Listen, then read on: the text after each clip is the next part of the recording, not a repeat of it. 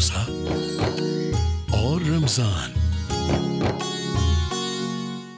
अस्सलाम वालेकुम, मैं हूं आपकी होस्ट सैयदा फारिया शाह और मैं होंगी आपके साथ पूरे रमज़ान अपने शो रोज़ा और रमज़ान पर, जिसे आप देख सकेंगे चैनल 7 पर। इस शो में हम दावत देंगे ज़िंदगी के मुख्तलिफ शोबाजात से ताल्लुक़ रखने वाले लोगों को, करेंगे उनसे मज़े की बातें और जानेंगे उनके बारे में दिलचस्प कहानियाँ। टिप्स लेंगे अपने हेल्थ एक्सपर्ट से और जानेंगे कि आप अपना रोज़ा, सहर और अफ्तार किस तरह बेहतर बना सकते हैं। आइए मिलते हैं अपने पहले रोज़े के पहले मेहमान से, जो है सैयद बासित जलील साहब। आप कराची रेजिडेंसी फाउंडेशन के प्रेसिडेंट हैं। आपकी फाउंडेशन के मकासद हैं environment, health, sports and education for the betterment of youth. अस्सलाम वालेकुम सर, कैसे हैं आप? वालेकुम अस्सलाम, आप सुनाए बेटे कैसी हैं? अल्हम्दुलिल्लाह ठीक। सर अपने बारे में बताइए कुछ। आपने इंट्रोडक्शन दे दिया। मुझ नाचीज़ को बासिर जैदी कहते हैं। कॉर्पोरेट कल्चर से ज़्यादा वाबस्ता रहा हूँ। मेरा मास्टर्स जो है वो बॉटनी से और इंटरनेशनल रिलेशन से रहा। मैंने कुछ अरसा यहाँ नौकरी की बूट्स फार्मास्यूटिकल में और फिर जॉनसन जॉनसन ज्वाइन कर ली, जो कि मेरी मेन कंपनी थी। और उस कंपनी से ही मेरा विजन जो है वो काफ़ी बड़ा होता रहा, इसलिए कि सारी दुनिया उन्होंने घुमाई, ट्रेनिंग सेशंस होते थे, सारी बातें होती थी। तो उसने जो है वो बहुत कुछ सोचने पे मजबूर किया कि हम जो यहाँ कर रहे हैं अपने मुमलकत खुदाज़ाद पाकिस्तान में, उसमें हम कितना पीछे चल रहे हैं दुनिया से। सर हाल के बारे में आपने भी बताया, मैं जानना चाहती हूँ कि आपका बचपन कैसा था? कि बचपन तो जैसा होता है सबका वैसा ही था, और लेकिन हमारे ज़माने में जो तरबियत थी वो बहुत सख्त होती थी, और वालिदैन जो है वो बड़ा ख़ास एहतमाम करते थे उस तरबियत का भी, और स्कूलिंग में भी जो असातिज़ा थे वो भी तरबियत को बहुत मद्देनज़र रखते थे। तो इस हवाले से मैं अगर बचपन को कहूँ तो नॉर्मल अच्छा मतलब था, और मैं बहुत सेटिस्फाई रहा अपने बचपन से कि जो हम चाहते थे, जो तरबियत हमारी हुई। और जैसे मेरे वालिद मरहूम चाहते थे कि मैं एक अच्छा मुकर्रिर बनूँ, तो मैंने स्कूल में स्पीचेस भी की। अच्छा। उसके बाद जो है वो हालात हाज़रा से वाक़फ़ियत रखना मेरा मशग़ला था, तो मैं बहुत छोटी उम्र से जो है वो इसमें इन्वॉल्व हो गया था, क्योंकि हमारे यहाँ जब मैं पैदा हुआ उस वक्त से अखबार आता था। तो मेरा ख़्याल है 4 या 5 बरस की उम्र में अखबार पढ़ना सीख लिया था। जब अखबार पढ़ना सीख लिया तो अब सारे अखबार को देखना है वो, तो ये बतदरीज ये अमल जारी रहा जो मेरी जवानी तक, इसने क्या बल्कि बुढ़ापे तक साथ दिया है इस काम में, इस तरबियत में। इसमें तरबियत का बहुत असर। तो आम बच्चों से मुख्तलिफ शरारतों का आपको इतना शौक नहीं था, बल्कि आपका जो मशग़ला था वो किताब भी नहीं था? नहीं, देखें मैं कुतुब्बीन भी नहीं था इतना, क्योंकि मैंने बहुत कुछ पढ़ा है, लेकिन शरारतें नहीं थी। सर आपकी फाउंडेशन का एक पॉइंट है कि आप स्पोर्ट्स को बहुत फोकस करते हैं, तो खुद आप खेलकूद में कैसे थे? जी मैंने क्रिकेट खेली, मैंने हॉकी खेली, और जो मेरा शौक़ था वो मैंने पूरे किए। वो बेस्ट गोलकीपर इन हॉकी। अच्छा। और क्रिकेट में भी फास्ट बॉलिंग की मैंने, और अपने शौक़ को मेरा ख्याल है कि 40 इयर्स की एज तक तो मैंने जारी रखा क्रिकेट को। तो आप कैसे प्लेयर हैं? एग्रेसिव प्लेयर हैं? कभी कोई लड़ाई झगड़ा खेल-कूद के दौरान? आई एम नॉट एग्रेसिव, बिल्कुल नहीं हूँ, और मैं बिल्कुल मतलब प्रोफेसर टाइप का खिलाड़ी था जो कैलकुलेट करके खेल को खेलते हैं। अच्छा, खेल तो भी आप कैलकुलेट करके कैलकुलेट करके बिल्कुल, ताकि जी क्या हो रहा है, क्या ग्राउंड में क्या है, इस पर वो हालात को मद्देनजर रखते हुए खेलना पड़ता था। अच्छा, तो दोस्तियाँ नहीं थी आपकी क्या? बहुत दोस्तियाँ थी। तो क्या दोस्त भी आपके ही जैसे थे?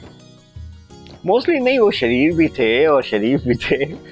ये कोई मतलब नेचर का तकाजा होता है आदमी की, तो वो लेकिन अच्छा कॉम्बिनेशन था हमारा। अच्छा, ठीक। आज भी मिलते हैं। अच्छा। मेरे स्कूल फेलोज। अभी मैंने आपको बताऊं कि लास्ट ईयर हमने अपने मैट्रिक की गोल्डन जुबली की थी। ये सबसे खास बात है। और उसमें हमारे 16 दोस्त मौजूद। 16 दोस्त? 16 मेरे डायरेक्ट क्लास फेलोज। बहुत बड़ी बात है, वरना आजकल ऐसी दोस्तियां देखने में नहीं आती हैं। नहीं, हमने अरेंज किया उसको। अपनी फाउंडेशन के बारे में कुछ बताइए, और बताइए कि आपको किस तरह के चैलेंजेस का सामना रहा। जी बहुत अच्छा सवाल है आपका। कि अपनी फाउंडेशन के बारे में बताऊं तो आपको जैसा इल्म है कि हम गुज़िश्ता 3 दहाइयों से बहुत शिकार हैं उन चीज़ों का जो इस माशरे में पाई जाती हैं, और शोमाए किस्मत के इस शहर ने बहुत बुरे हालात देखे पिछले 30 बरसों में, जिसने यूथ को बेइंतहा मुतासिर किया। और एक एक दिन में ये शहर 30-30 लाशें भी उठाता रहा। तो ज़ाहिर है वालिदैन का कंसर्न था बहुत बच्चों के बारे में कि भाई बच्चा जा रहा है, इसने शाम को वापस आना है या नहीं आना। और माशरे में इतना इन्हितात हो गया था इन चीज़ों का कि कोई रौनक बिल्कुल नज़र नहीं आती थी, सबके चेहरों पे मुर्दनी छाई हुई।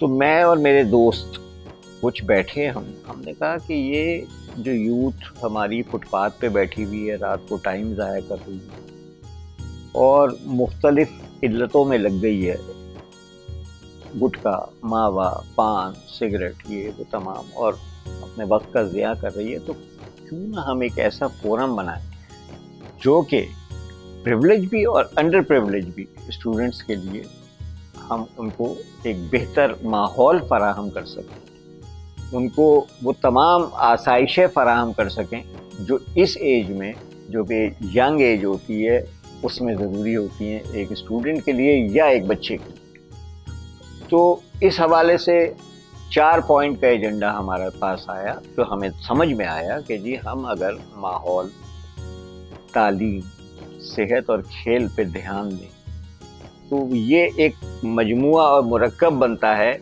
एक अच्छी शख्सियत के बनने का।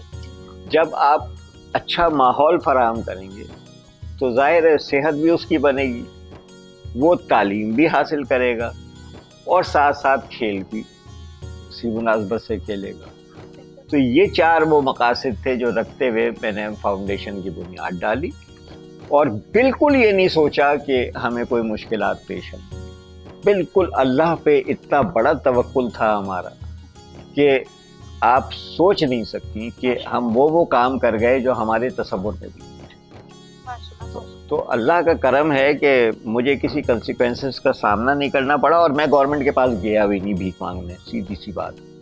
मैंने अपने हाथों पे, अपने दस्ते बाजू पे, और जो मेरी टीम थी और जो मेरे साथ लोग लगे हुए हैं, उन्होंने कहा कि हम अपने ऊपर भरोसा करेंगे और आप बिस्मिल्लाह कीजिए। और जब बिस्मिल्लाह की तो आपको हैरत होगी कि मेरी फाउंडेशन वो फाउंडेशन है जिसने 2 साल में 150 प्रोग्राम किए, यानी हर 5वें दिन एक प्रोग्राम मेरा होता था। और वो चारों इन्हीं चीज़ों पे वो थे मुहित, जिसमें कि हमने अदब का इजाफा ज़रूर किया। लिटरेचर की बड़ी कमी थी नौजवानों में, तो हमने शेर व शायरी का या किताबों की रूनुमाई के प्रोग्राम्स को भी ऑन किया उनका। उससे ये हुआ कि यंगस्टर्स जब आए और उनके सवाल जवाब जो होते हैं उससे उनको जहनों को जिला बख्शी गई, और वो जब खुले तो ओपन फोरम फिर शुरू किए।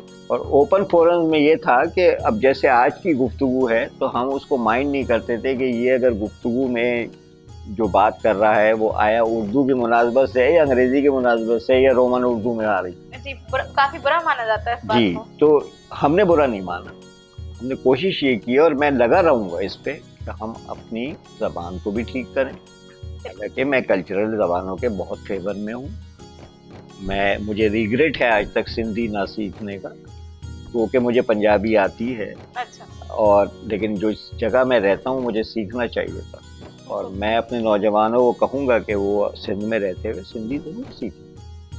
ये कोई बुरी बात नहीं है, यानी अगर हम अपने मकामी ज़बानों से आशना हैं तो नथिंग लाइक दैट। सर, आप एनवायरमेंटल पर बात कर रहे हैं, एनवायरमेंट की बेहतरी के लिए क्या आपको लगता है 1000 पौधे लगा देने से माहौल में तब्दीली आ जाएगी, और इतना करना हमारे लिए काफ़ी है? मैं बताऊँ आपको कि बिलियन ट्रीज का मंसूबा भी चला इस मुल्क में, और आए दिन आप देखते रहती हैं ग्रीन ट्री और ये ट्री। हमने भी बड़े हफ्ते मनवाए जी इसके, और पौधे उगा भी दिए, उसके बाद जो है प्लैनेट डे बनाते हैं, प्लैनेट ग्रीन डे बनाते हैं। प्लांट डे बना लिया, ग्रीन डे बना लिया, ये सब कुछ दिन होते हैं। बात ये है कि उनकी सेवा कौन करे। Exactly. लग गए वो खत्म हो पौधा गए। जो है वो आपकी औलाद की तरह होता है, वो अलाइव है, उसको जरूरत है नरिशमेंट की। अभी भी मेरी गाड़ी में जो है एक मशीन पड़ी हुई है जो कल मैं पहुंचाऊंगा, वो पौधों में कीड़ा लग गया है तो उसके लिए बहुत बड़ी बात है, बहुत बड़ी बात है। मेरी गाड़ी में रखी हुई है अभी। लेकिन ये बड़ा खामोश काम होता है भैया। मैं पौधों से ज्यादा जोर दे रहा हूँ 2030 में जो कयामत आने वाली, 2030 में क्लाइमेटिक चेंजेस का पूरा हुआ। तो इसकी जो आप- अवेयरनेस के लिए आप क्या कर रहे हैं? इसकी अवेयरनेस के लिए हमने स्कूल्स का इंतखाब किया है और वहाँ हम जाके मुख्तलिफ लेक्चर्स देते हैं ये क्लाइमेटिक चेंजेस पे कि देखिए आप किन किन चीज़ों का ख्याल रखें। इससे ये होगा कि आप मुतासिर नहीं होंगे उन तमाम चीज़ों से, आपकी सेहत भी ठीक रहेगी। क्लीनलीनेस है, जैसे आप घरों की सफाई को देखें, आप उस माहौल को अपने देखें जो अतराफ में क्या हो रहा है। अगर आप वो सही रखेंगे तो आप मुस्तकबिल में सही सिमत में जाएंगे। तो हम इसी हवाले से उनको बताते रहते हैं कि देखो क्लाइमेट चेंजेस भी आ रही हैं। अब आप सोच सकते हैं कि फरवरी में कराची में बारिश होगी, कभी नहीं। किस तरह बरसा, ठंड आ गई, अभी एक लहर और आ रही है, आज गवादर बरस रहा। तो ये तमाम चीज़ें हमें अवेयरनेस प्रोग्राम देने चाहिए। अब वो सरकारी सतह पे हों, सरकार का आपको पता है हमारी कि वो कितनी तवज्जो देती है और कितनी नहीं देती है। अल्लाह करे उनको ये तौफीक हो कि वो इस पर तवज्जो दें। और देखें, हर मुल्क की बुनियादी ज़रूरत जो है ना वो सेहत और तालीम। हर कंट्री में चले जाएं वहाँ फ्री हो, बच्चे को फ्री तालीम दी जाएगी। हमारे आलमिया ये है कि प्राइवेट माफिया उसने इतना कैप्चर किया हुआ है कि अब इस वक्त माँ बाप चीखने लगे कि हम इतनी फीसें कैसे दें। तो हमारा नारा जो है वो ये कि तालीम आम करो, सरकारी स्कूल आबाद करो। बिल्कुल बिल्कुल। सर, आप अपनी इस फाउंडेशन को 5 सालों में कहाँ देखते हैं? ये तो मैंने सोचा नहीं कि कहाँ देख रहा हूँ। मैं तो चला जा रहा हूँ और कहाँ पहुँचेगी ये पता नहीं। 5 साल मैं भी हूँगा या नहीं हूँगा, लेकिन मैं एक ऐसी टीम तैयार करना चाह रहा हूँ जो इदारा हो। इदारों को जीना चाहिए, शख्सियत की कोई बात नहीं होती। बहुत बड़ी बात कही आपने। मैं कभी भी अपने आप को प्रोजेक्ट नहीं करता इस चीज़ में कि बच्चे जो अब आगे बढ़ रहे हैं उनको सामने लाता हूँ कि तुम में कॉन्फिडेंस आना चाहिए। तुम में कॉन्फिडेंस बिल्डअप होगा तो कामयाबी हमारी है। तो हमें खबर है कि हम हैं चिरागे आखिर शब, हमारे बाद अंधेरा नहीं उजाला है। तो मैं तो इस पे चलता हूँ कि भाई हम तो चले जाएंगे, तुम लोगों ने जीना है। इदारा मजबूत होगा। अदीब रिजवी को देख लें, SIUT बनाया, आज अदीब साहब 80 बरस से ज़्यादा के हो गए, लेकिन अब वो इत्मीनान से हैं कि उन्होंने एक इदारा बना लिया जिसको चलाने वाले मौजूद। बिल्कुल बिल्कुल सर, बात इदारे की निकली है तो मैं अपने नाज़रीन को बताना चाहूँगी कि आपने कराची यूनिवर्सिटी के फार्मेसी डिपार्टमेंट के अंदर तिब्बे नबवी का एक लैब खोला। सर, ये ख्याल आपको आया कैसे?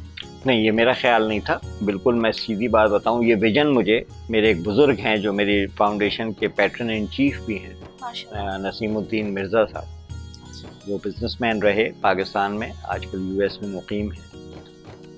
उनसे गुफ्तगू करके उनका ये आइडिया था कि आप इस तरह का कोई काम करें। तो जब उन्होंने ये आइडिया दिया तो फिर मैं घूमा शहर में कि हम कैसे इसको आगे बढ़ा सकते हैं। तो अल्हम्दुलिल्लाह कराची यूनिवर्सिटी में चूँकि हमेशा से ही मेरी जान पहचान बहुत अच्छी रही, अपने ज़माने तालिब इल्मी में भी और बाद में भी। तो जब मैं गया तो मुझे बड़ा वेलकम किया उन्होंने कि जी आप इस पे काम करें। अच्छा, तिब्बे नबवी की लैब बनाने का मकसद जो है ना, वो आप खरल और जड़ी बूटियाँ ना लें। अच्छा, बिल्कुल। आप उन जड़ी बूटियों पे रिसर्च कराएं, आप वो स्टूडेंट्स को फैसिलिटेट करें जिसमें वो MPhil और PhD कर सकें। बिल्कुल, बहुत अच्छा विषय है। अपने सब्जेक्ट को वो मुंतखब कर सकें। उसके बाद जब वो प्रोजेक्ट्स लाएंगे तो फिर इंडस्ट्री बनेगी। जब इंडस्ट्री बनेगी तो रोजगार मिलेगा। बहुत बड़े कैनवस है। जिस नाम पे आप चल रहे हैं, आप देखिएगा बरसात होगी इंशाल्लाह। ये अभी लैब बनी है, इंस्टीट्यूट बनेगा, उसके बाद यूनिवर्सिटी बनेगी, लेकिन वो बनेगी इनोवेटिव साइंसेस। मैं 1901 में नहीं लाने दूंगा, मैं 2024 में रखूंगा पाकिस्तान। इसीलिए मेरी कोशिश ये है कि लेटेस्ट इक्विपमेंट आए जो इस पर दुनिया में रन कर रहा है। सर आपको नहीं लगता कि ये काम बहुत चैलेंजिंग होगा आपके लिए? ये काम तो हर एक चैलेंज होता है, चैलेंज, लेकिन चैलेंज को तो मैं समझता ही कुछ नहीं। अच्छा। बस जब काटते हुए चलो मक्तल, अच्छा, जो सामने आए उड़ा दो। बहुत इंटरेस्टिंग। जब तक ये चीज नहीं होगी आप कुछ भी नहीं कर सकते। अच्छा, लेकिन अपने आर्ग्यूमेंट से दें, ये नहीं कि वो उड़ा दो का मतलब तलवार चल गई या क्लशनकोफ चल गई, नहीं, आपको कराना पड़ेगा उनसे ये काम। इसलिए हम तो इस मुल्क में बहुत सारी चीजों की धज्जियां बिखरते देखते हैं, तो अगर हम एक सीधी राह पे जा रहे हैं हमें क्यों रोक रहे हो भाई? बिल्कुल सही, वैलिड पॉइंट है आपका। अच्छा, इब्ने सीना कौन था? वो उस जमाने में सर्जरी कर रहा था, अबू अली सीना। हम इतने बदकिस्मत कि मुमताज बेगम ताजमहल बना रही थी, मलका एलिजाबेथ ऑक्सफोर्ड और कैम्ब्रिज यूनिवर्सिटी बना रही थी। बिल्कुल। कदरे तो हम खो बैठे, हमारे पास सब कुछ था, हमने खुद खो दिया।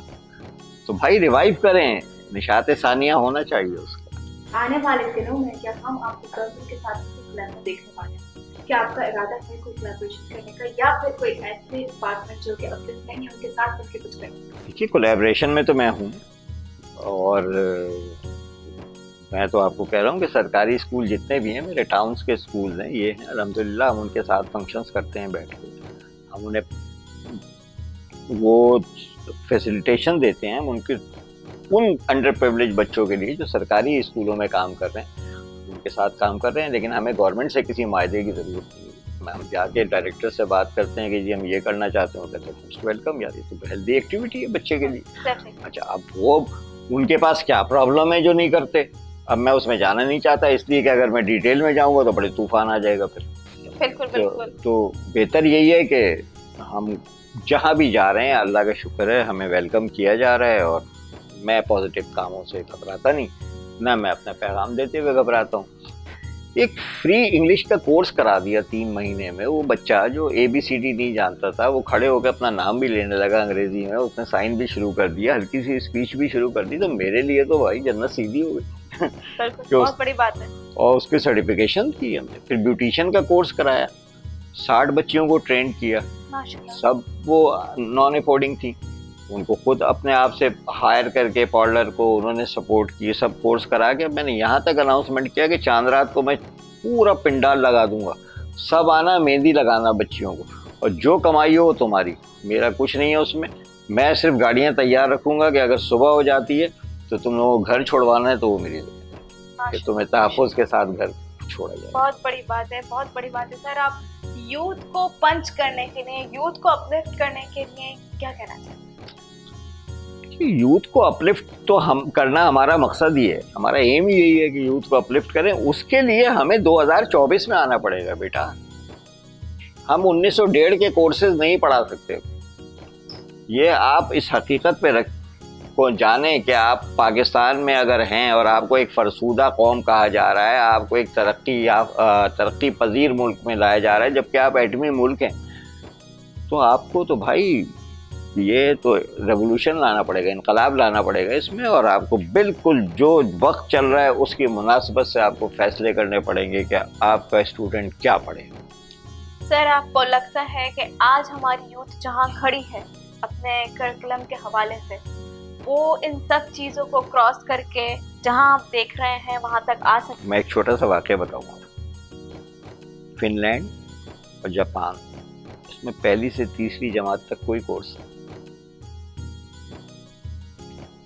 ये मैं कह नहीं रहा आपसे, ये हकीकत है, और उनको सिर्फ अक़दार बताई जाती हैं बच्चों को। They are happiest country। मैंने एक तकरीर गवर्नमेंट के फंक्शन में,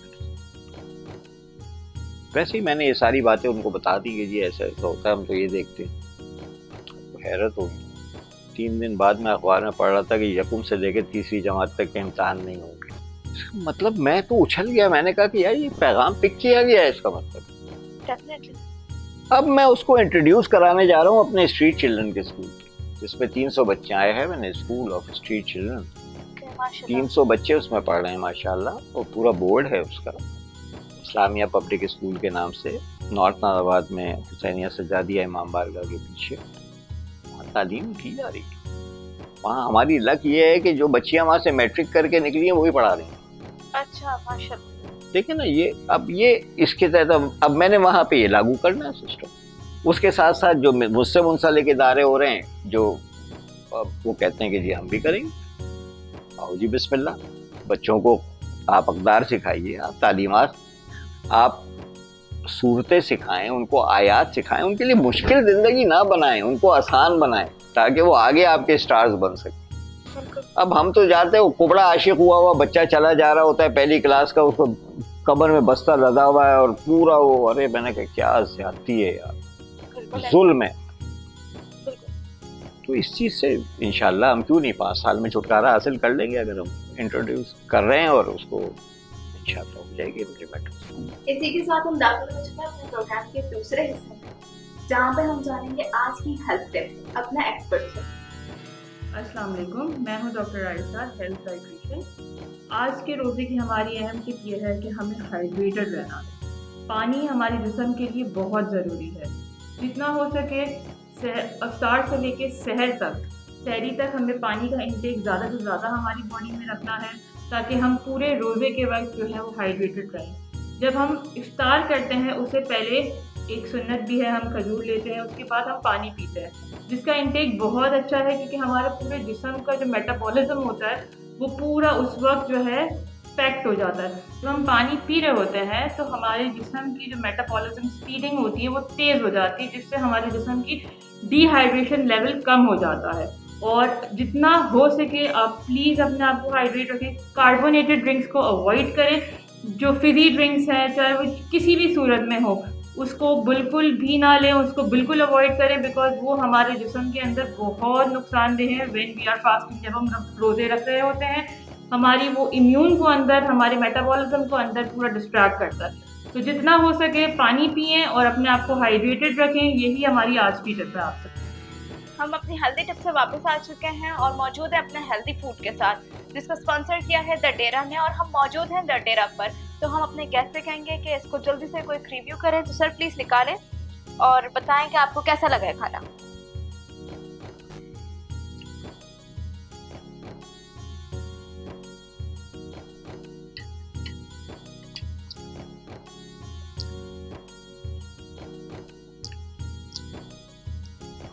जी सर, कैसा लगा आपको? बेहतरीन माशाल्लाह। और मैं बहुत मशकूर हूँ डेरा का कि उन्होंने इतनी शानदार मेहमान नवाजी की है।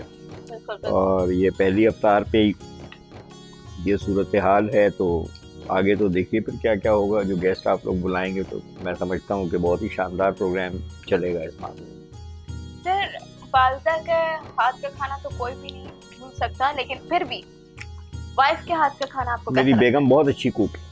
अच्छा, बहुत अच्छी कुक है। इंटरेस्टिंग। और अम्मी तो जो बनाती थी वो बनाती थी, उसका तो जवाब नहीं था, लेकिन मैं शुक्र अदा करता हूँ। लेकिन उसको शिकायत ये है कि मैं खाने का शौकीन नहीं हूँ। आप खाने के शौकीन नहीं हैं? तो आप बिल्कुल भी फूडी नहीं है या सिलेक्टिव है? नहीं, मैं बिल्कुल फूडी नहीं हूँ। आपको हैरत होगी कि मैंने 40 साल से लंच नहीं किया। वाकई हैरत हो रही है सर, मुझे वाकई हैरत हो रही है। और मिसेस के साथ अपनी 40 लंच भी नहीं किए मैं। तो उनकी शिकायत बजाय? नहीं, वो शिकायत नहीं, वो कहती है कि मैं इतना अच्छा बनाती हूँ, मुझे खाने वाला जो है शौहर वो नहीं मिला कि जो इतनी अच्छी चीज़ें खाए। तो मैं बस ठीक है नॉर्मल उसमें देता हूँ उसको, लेकिन जो हकीकत है वही बता रहा हूँ। सर, हम जैसे लोग, हमारी जनरेशन के लिए कोई एक जुमला जिससे आपको लगता है कि हम आगे तरक्की कर सकें?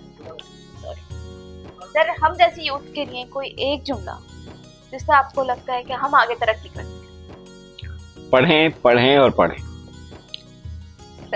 ये लफ्ज़ है जो मैंने इस्तेमाल किया है, और जितना पढ़ेंगे उतना ही ज़हन को उजाला मिलेगा। खाने के इख्तिताम पर हम बढ़ते हैं अपने लास्ट सेगमेंट की तरफ, जो है रैपिड फायर। सर, आप तैयार हैं? जी सर, पहला क्वेश्चन आपसे है कि रमजान में कितने अशरे और उनके क्या नाम है? 3 अशरे हैं, रहमत, बरकत और मग़फ़रत। गुड। 29 फेब कितने साल के बाद आती 4 साल। है? ओके।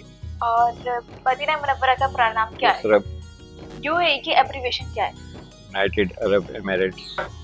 इस्लामिक कैलेंडर का पहला महीना? मुहर्रमुल हराम। बहुत शुक्रिया, आप जीत गए इसके साथ ही।